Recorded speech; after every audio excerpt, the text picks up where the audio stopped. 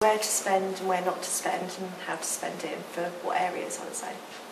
Well, I think the cuts are going to be really big because everybody thinks it's a well-off county, but that doesn't mean that it doesn't need the money. And I think because it's well-off, I think probably your government subsidy is a bit lower than it should be. I guess the reduction in the overall budgets. I've seen things like talk of the hospital merging with the Basingstoke Trust and things like that, so I assume that with the government cuts that would be an issue very much.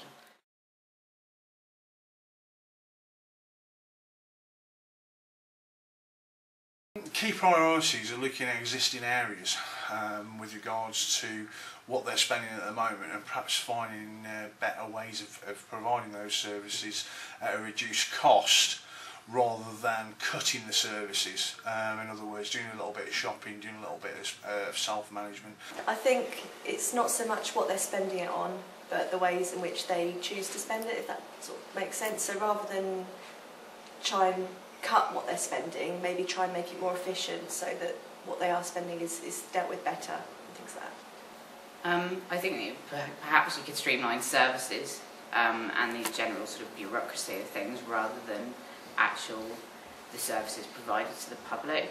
Perhaps you don't need 5 people doing a job that perhaps 3 people could do, but then that creates issues in itself, doesn't it?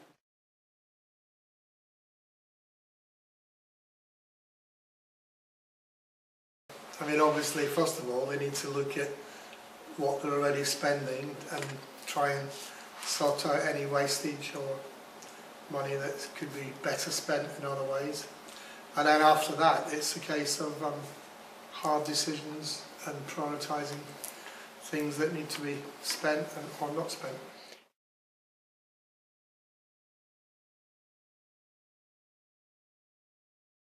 I think everybody's got to make savings. It's where you make them. Things that have concerned me recently have been youth and then also the elderly. So we don't really want to cut care, but it costs such a lot, so I think it needs to be looked at. Yeah, they're really quite mind-opening as to where you really cut, because you have to sort of put everyone into boxes and like have to really draw a line between who gets what and why you shouldn't get anything and things like that. It's quite a hard way about knowing like a person's personal situation. There's so many things that could be cut. Everybody has their own opinion as to what priorities are. I think a sense of fairness across the whole lot.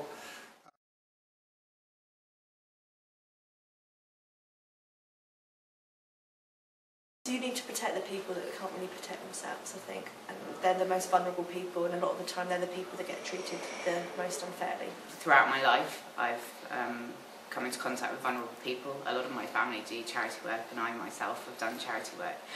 So although it may not be something that directly affects me, I do recognise the need of others, and I don't think that they should be overlooked just because the greater number of people need a different service to them, and it doesn't affect me. I think that people should look at what affects everybody rather than just what affects themselves.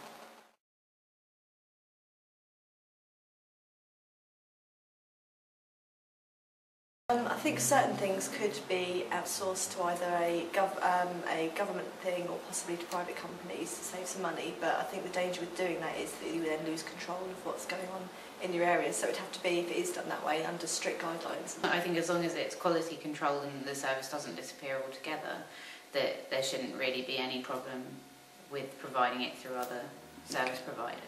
Things like waste is always going to be it's going to get worse and worse. I think maybe the way it's not just to always do cuts, but it's also to find another way of like making people pay for services they use like far more than other people. Like if you get rid of a lot of waste, like a ridiculous amount, you should probably be taxed for the fact that you're getting rid of like extra waste than you really should be. Just that that it has to be done, that changes do have to be made, and so rather than thinking about the 1 or 2 issues that you might think have to be changed, I would have thought a kind of more global. Couldn't we be more of a community? Couldn't we approach our communities and ask them en masse?